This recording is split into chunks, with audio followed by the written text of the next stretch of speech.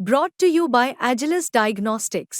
Health test की बात आती है तो मैं भरोसा करता हूँ India largest diagnostics company Agilus diagnostics. खुद को टेस्ट करते रहो। देखो, राजनीतिक तौर पर ना दिखवाना चाहता हूँ ना देखना चाहता हूँ। ये मुद्दा कोई राजनीतिक मुद्दा नहीं है। आम आदमी पार्टी की सरकार जब दिल्ली में थी और पंजाब में दूसरी पार्टी की सरकार थी तो वो कहा करते कि हरियाणा से पोल्यूशन आता है पराली और पंजाब से आता है। जब से पंजाब में आम आदमी पार्टी की सरकार बन गई तब से वे दोनों स्टेटों के ऊपर आरोप लगाने लग गए।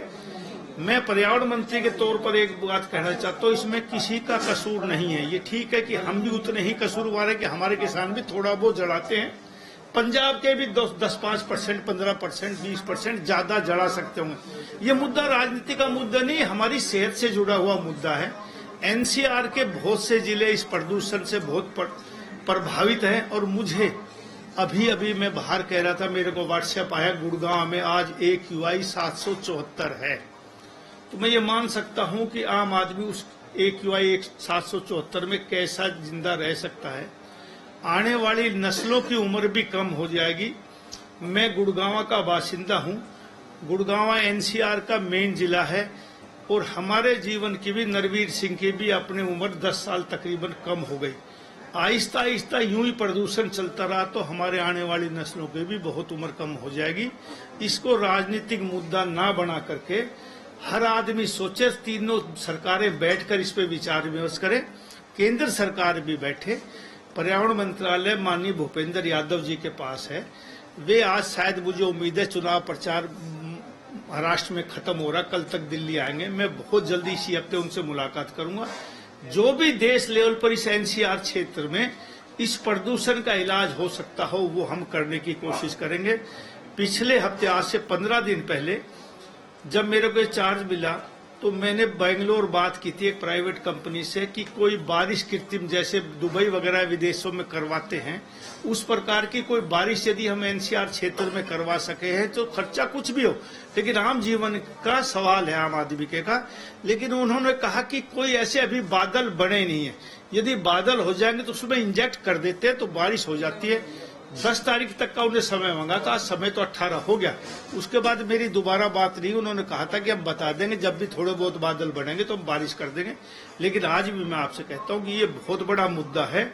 आहिस्ता आहिस्ता NCR में लोग छोड़ देंगे। बहुत बड़े दिल्ली में डिप्लोमेट रहते हैं, देश के बड़े बड़े राजनीतिक आदमी, बड़े बड़े उद्योगपति, बड़े बड़े ब्यूरोक्रेट्स रहते हैं। यदि इसी तरह पोल्यूशन चलता रहा तो NCR में जीना मुश्किल हो जाएगा। इसमें बहुत जल्दी सभी लोगों को विचार करने की जरूरत है।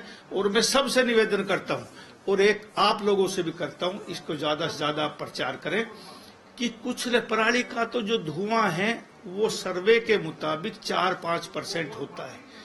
नरवीर सिंह बिना पोल्यूशन मंत्री भी, मैं चुनाव में एक बात कहा करता कि सबसे ज्यादा प्रदूषित यदि कोई करता है तो पॉलीथीन करता है।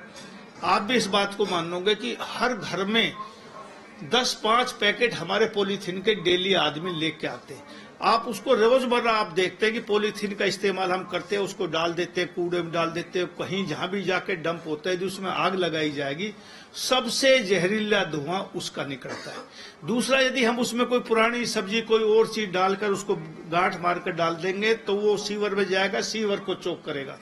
तीसरा, यदि हम नहीं भी जलाएंगे तो जहां भी ये जाके इकट्ठा होगा, धरती में जाएगा, तो इसको गलने में 400 साल लगते हैं। अंदाजा लगाई, हम एक जनरेशन 25 साल के बाद दूसरी जनरेशन मान लेते हैं तो 16 जनरेशन हमारी चली जाएंगी इसको गलाने में। दूसरा, मैं एक निवेदन करता हूं कि हमारे NCR में सर्वे के मुताबिक एक साल में खुशियों के, शादी ब्याह, कुआं पूजन, इनके कार्ड 10 करोड़ छपते हैं। आज से पहले 3-4 साल पहले 10 करोड़ छपते थे, अब शायद ज्यादा छपते होंगे। और 7 करोड़ कार्ड हैं, 3 करोड़ उसमें सूटकेस है। मतलब आप समझे, सूटकेस का मतलब जिसमें इलायची, सुपारी, खुशबू, पिस्ता, बादाम, जो संपन्नता आई उसमें लोग इतनी बड़ी बड़ी अटैची लेके जाते हैं। वो किस चीज से बनता है? वो कागज से बनता है। और कागज कहां से आता है? पेड़ कटने से आता है। यदि हम आज भी, हमें इस आधुनिक युग में सबके, गरीब से लेके अमीर तक, हर हाथ में आपके मोबाइल है। हमारे यदि कोई दुख की घड़ी किसी परिवार में आ जाए तो हम उसको कार्ड छपवा के नहीं भेजते, हम व्हाट्सएप के जरिए अपने दुख का समाचार अपने सगे संबंधी रिश्तेदार मिलने वालों के पास भेजते हैं, तो खुशी का क्यों नहीं। मैंने 2 शादियां 7 साल पहले की, अपने बेटे की भी बेटी की भी, एक भी कार्ड मैंने नहीं छपवाया। व्हाट्सएप के जरिए निमंत्रण दिया, हजारों लोग आए।